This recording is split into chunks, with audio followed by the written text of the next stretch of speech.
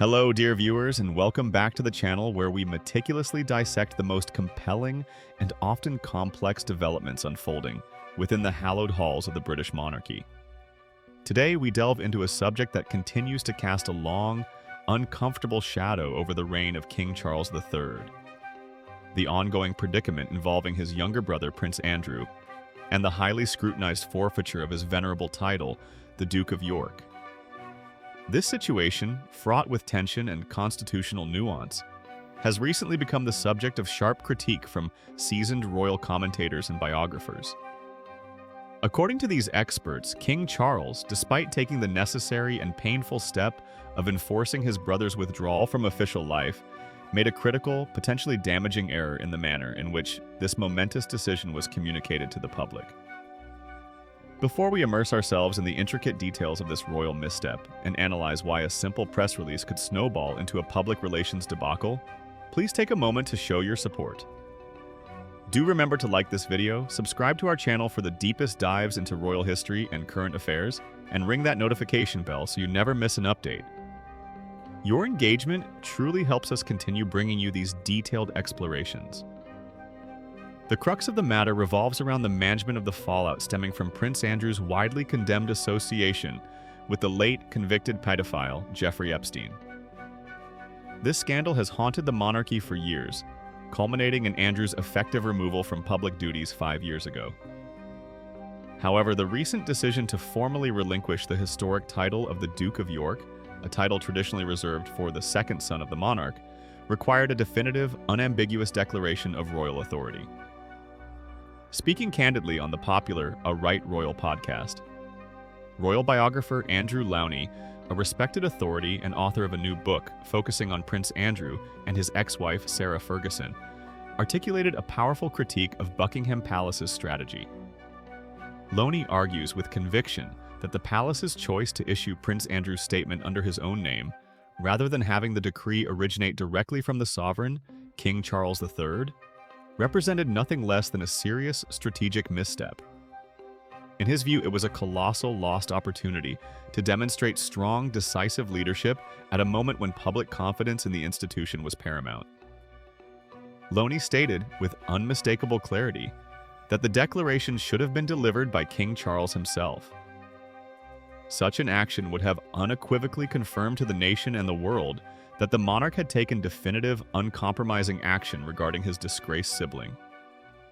This was a moment for the crown to assert its moral authority, yet, according to the biographer, that opportunity was inexplicably squandered.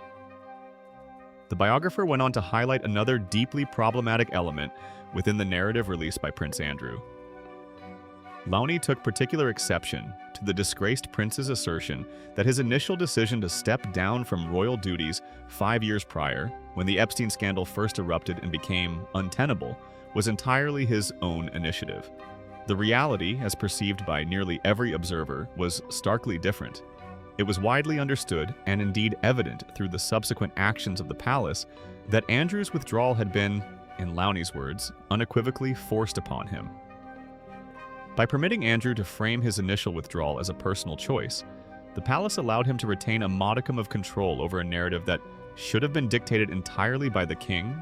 Lowney maintained that the king should have actually taken the credit for this painful but necessary decision concerning his younger brother.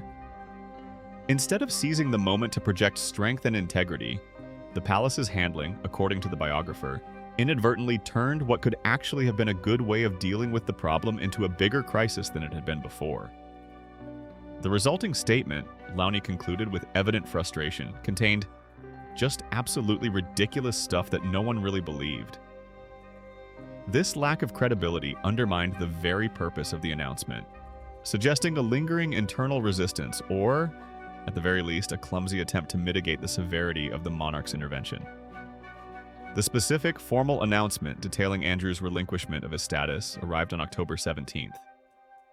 In his statement, Andrew formally declared his intention to surrender the Duke of York title, along with several other significant honors, notably including his prestigious membership in the Order of the Garter. This move, Andrew indicated, followed discussions with the king. The statement itself attempted to convey a sense of familial consensus and mutual decision-making, reading, In discussion with the king and my immediate and wider family, we have concluded the continued accusations about me distract from the work of His Majesty and the royal family. This phrasing, particularly the use of the collective pronoun, immediately drew the attention of royal experts. While Andrew sought to imply a shared, collaborative conclusion, behind the scenes, the reality was reportedly much sharper and more coercive. According to a detailed report published in The Mirror, the decision was far from a gentle, mutual agreement. Instead, King Charles personally ordered his younger brother to step down from the remaining vestiges of his official life and titles. This directive was delivered during what was described as a highly tense, emotionally charged 10-minute telephone call. Crucially, this decisive action by the king followed a close consultation with his family and in particular Prince William, underscoring the unified front of the heir and the monarch in ensuring this chapter was closed definitively. The implication here is profound. The king was not merely consulted, he issued an ultimatum. Yet, the public statement allowed Prince Andrew to mask this compulsion with the language of consensus. Royal expert Jenny Bond, speaking to Sky News, specifically highlighted and analyzed Prince Andrew's deliberate use of the collective "we" in his statement. Bond interpreted this linguistic choice as a clear and unmistakable indication that extreme pressure has been put on Prince Andrew to do, if you like, the decent thing and fall on his sword. The wording served as a thinly veiled attempt to save face, allowing Andrew to appear as if he were participating in a shared decision rather than bowing to an unavoidable royal command. The significance of this communication failure cannot be overstated, especially when considering the historical weight of the titles involved. The Duke of York is not merely a courtesy title. It is a historic designation often associated with the direct line of succession. Furthermore, the Order of the Garter is the highest order of chivalry in the United Kingdom, representing an honor bestowed personally by the sovereign. Forfeiting these requires a forceful demonstration of royal prerogative and ethical standards.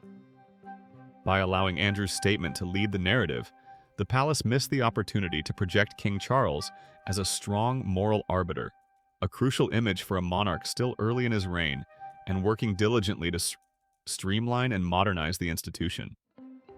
A statement coming directly from the king would have communicated a clear boundary that the needs and reputation of the crown supersede familial loyalty, especially when confronted with the stain of association with figures like Jeffrey Epstein. Instead, the palace opted for what Lowney termed a bigger crisis. This crisis stems not from the decision itself, which was broadly supported, but from the perceived weakness and ambiguity in its presentation. The public, already skeptical of Andrew's protestations of innocence and his past behavior, sought absolute clarity and decisiveness from the monarch. They wanted to see the king visibly taking charge, not merely discussing the matter with his brother. The decision to relinquish the Duke of York title is particularly noteworthy. While Andrew had previously lost the right to use the style His Royal Highness and his military patronages, the Duke of York title remained a potent symbol of his proximity to the throne. The surrender of this designation marks the final and most visible step in his complete exile from official royal life, a necessary excision to protect the integrity of the institution King Charles now leads. The expert's condemnation thus centers on the political optics of the communication. In the hyper-vigilant world of modern media, where every word and nuance is scrutinized, allowing a disgraced figure to frame his own downfall as a collaborative effort rather than a royal decree diminishes the authority of the sovereign. It suggests a lack of control, or worse, a lingering internal reluctance to fully sever ties. This entire episode serves as a powerful reminder of the delicate balance the monarchy must maintain between personal family relationships and its constitutional duty to the nation. King Charles, who has long advocated for a slimmed-down, efficient monarchy, needed this moment to be a showcase of decisive restructuring. By failing to take the public credit for forcing his brother's hand, the king inadvertently permitted the narrative of internal conflict and compromised authority to persist. In summary, the experts are unanimous. While the action taken against Prince Andrew, the forfeiture of the Duke of York title and the Order of the Garter, was correct and necessary, the method of its announcement was fundamentally flawed. Royal biographer Andrew Lowney believes this error transformed a necessary resolution into an unnecessary crisis, primarily because the statement originated from Prince Andrew, containing claims that were widely dismissed as self-serving and unbelievable. Furthermore, Jenny Bond highlighted Andrew's strategic use of the word "we," confirming the extreme pressure exerted upon him by the new king and his heir, Prince William. The monarchy continues to navigate these complex waters, balancing tradition with the demands of modern ethical standards. The handling of the Prince Andrew situation remains a crucial test of King Charles's leadership, and according to many, he has not yet passed the communication test with flying colors.